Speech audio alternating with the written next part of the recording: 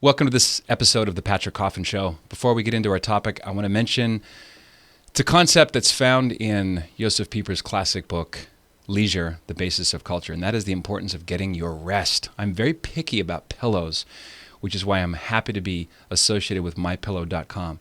I've interviewed its founder, Mike Lindell. I'm a major fan of the products, whether it's a travel pillow, which I use constantly, or something that you use every night. They have towels now. Go to mypillow.com. My first name, Patrick, gets you a big, fat discount for supporting the show. So go to mypillow.com, get that Patrick coupon, Patrick, for your discount. No one has ever come back and said, these are horrible pillows, they don't work, they've ruined my life. Quite the contrary. I know you'll love them as much as I do, so you're welcome in advance. Today our topic is culture, but also the foundation of culture. What does it mean to be a lover of Jesus Christ as a Catholic in a church in crisis? We're going to talk about the documents of the church in the last 50 years, how we got to this crisis, how can we find our way forward, and how can ordinary Catholics love Jesus and make him better loved to the culture around us, which is certainly as in need of truth and mercy as the first disciples tried to make Christ loved in the early church.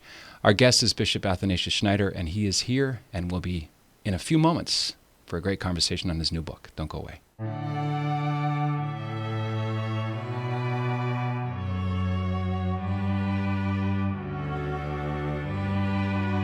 As promised, it's a great honor to introduce Bishop Athanasius Schneider. He's the auxiliary bishop of the Diocese of Mary Most Holy in Kazakhstan. He's the author of books you need to get, and I'll put them in the link. Start with Dominus Est, Reflections of a Bishop of Central Asia and Holy Communion. His latest book is titled Christus Vincit, Christ's Triumph over the Darkness of the Age. Your Excellency, thank you so much for coming on. You're welcome.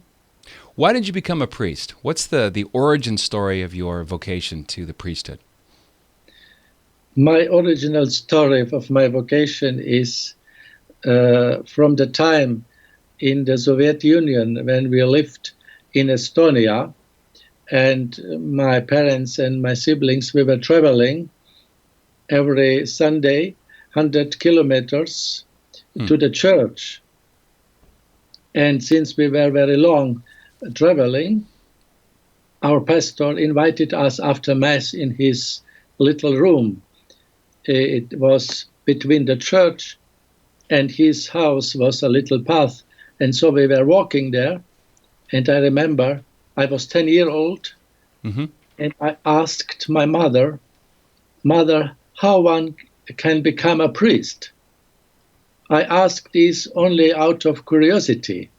I was not thinking yet on the priesthood at that time. And my mother stopped and said to me this phrase: in order to become a priest, God has to call. She spoke in German with me. Gott muss rufen. And I did not understand this phrase in my age of 10. I was thinking maybe there will come a voice to me from God, from heaven, but there did not come any voice. And so it was very strange for me, this answer, but I kept this answer very deep in my memory, very fresh.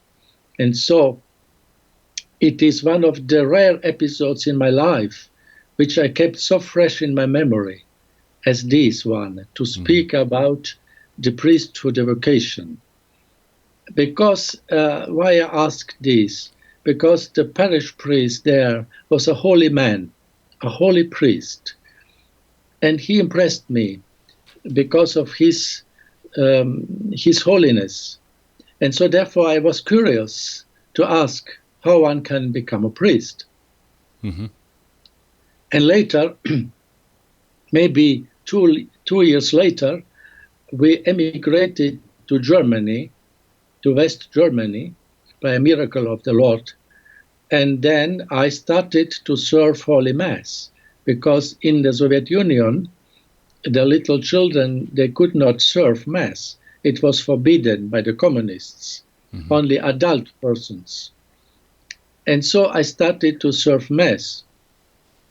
And after my first Mass, which I served as an altar boy, in Germany, when the Mass finished, I felt in my soul, first I had the face, the image of this holy priest in Estonia before my eyes. It was not a vision, but it's in my memory, so clear and near.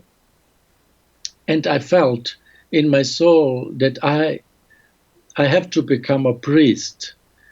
And since then, I never had the slightest doubt about my vocation. So the seed of that vocation happened in a context of repression and persecution under the Soviet boot of Stalin. A lot of my listeners can't relate to this at all unless they've seen it in a movie or read about it in a historical account. But that was your upbringing, the secretiveness, the underground church, I'm sure hiding heroic priests in your home and so on. Yes, I had to maybe to add still this aspect, because my mother, she was hiding a holy priest during the persecution, who is a martyr priest, and he is beatified, blessed Oleksiy Zaritsky, an Ukrainian priest who was serving there during the persecution, especially also for the Germans. And once my mother was hiding him and protecting from the persecution of the police. And he was the confessor of my parents, and he baptized my elder siblings because I'm the youngest. And then when my mother once saved him from the police, he said to my mother, "I will never forget what you did for me. And in every Holy Mass, I will pray for you and for your children." But when he spoke these words, I was not yet born. And then he said, "And I will visit you once again."